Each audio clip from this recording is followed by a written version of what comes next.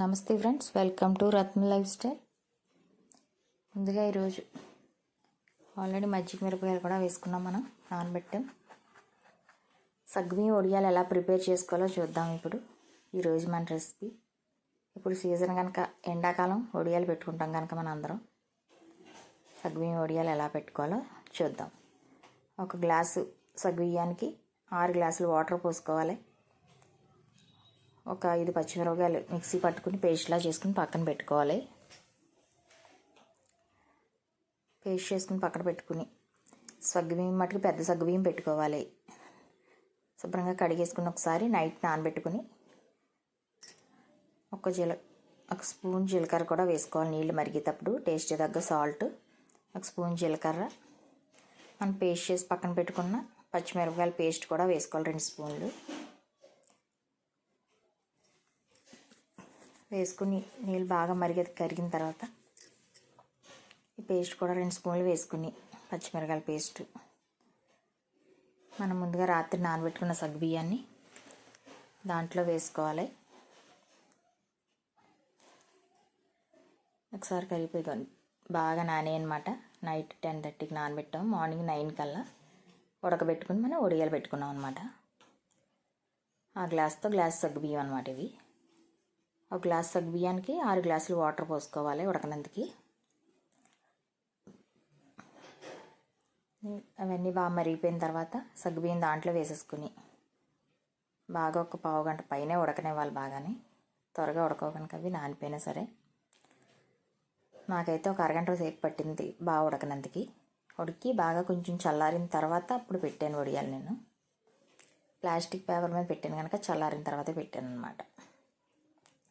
Cloth మీద పెడితే అంత త్వరగా రావు సగ్గుబియ్యం వడియాలు, అందుకని ప్లాస్టిక్ పేపర్ మీద పెట్టాను అనమాట. పెద్ద పెద్ద కవర్లు ఉంటాయి కదా మనకి, ఆ కవరు శుభ్రంగా తడిపేసుకుని పెట్టుకుంటే చాలా బాగా వస్తాయి. గిన్నె సరిపోక మళ్ళీ మార్చుకున్నాం అనమాట. గిన్నె వేరే దాంట్లో వేసుకుని ఉడకబెడతాం. పైకి వచ్చేసిందని మనం చిక్కబడ్డాక అలా చూసుకుంటూ ఉండాలి. మంటని మట్టుకు సగ్గుబియ్యం వేసిన తర్వాత మీడియం ఫ్లేమ్లో పెట్టుకునే ఉడికించుకోవాలి. నీళ్ళు మరిగేదాకా హైలో పెట్టుకుని నీళ్ళు మరిగి సగ్గుబియ్యం వేసేటప్పుడు మంటను మీడియంలో పెట్టుకుని ఉడికించుకోవాలి. సగ్గుబియ్యం వేసి అది ఉడికేదాకా. అలా దగ్గరికి ఉడికిపోయిన తర్వాత దించేసుకుని చల్లారబెట్టుకుని అప్పుడు ప్లాస్టిక్ క్లాత్ కవర్ ఉంటుంది కదా, కవర్ ఒకసారి కడిగేసి తడిపేసుకుని పైన పెట్టేసుకుని బాగా ఎండుంటే ఒక రోజులో ఎండిపోతాయి. లేకపోతే 2 రోజులు అలాగే ఎండబెట్టుకుని తీసేసుకుని మనం వేయించుకుంటే పప్పులోకి కానీ సాంబార్లోకి కానీ చారులోకి కానీ చాలా బాగుంటాయి ఇవి. మీరు కూడా ట్రై చేయండి ఫ్రెండ్స్. ఇలాగా ఇప్పుడు మనం ఎండాకాలం పెట్టుకునే వడియాల్లో చాలా రకాలు పెడతాం. ఇది ఒక రకం అన్నమాట.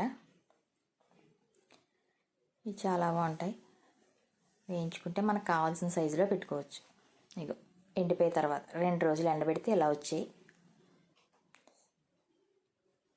మనం వేయించుకుంటే కరకరలాడుతా చాలా టేస్టీగా కూడా ఉన్నాయన్నమాట. అన్నీ ఒక్కొక్కటి అలా తీసేసుకుని మళ్ళీ ఒక 2 రోజులు ఎండబెట్టుకోవాలి. బాగానే ఎండకపోతే మనం చెమ్మగా ఉందని ఏమన్నా అనిపిస్తే మటుకు ఇంకొక 2 రోజులు ఎండబెట్టుకుని గాలి తగిలిన డబ్బాలో స్టోరేజ్ చేసుకుంటే మనకి మెత్తపడకుండా ఉంటాయి. మనం ఎప్పుడు వేయించుకున్నందుకన్నా బాగుంటాయి వేపుకున్నందుకు. బాగా వచ్చాయి కదా ఫ్రెండ్స్. మీరు కూడా ఇలా ట్రై చేయండి. ఈ సమ్మర్లో స్టోరేజ్ చేసుకుని మనకి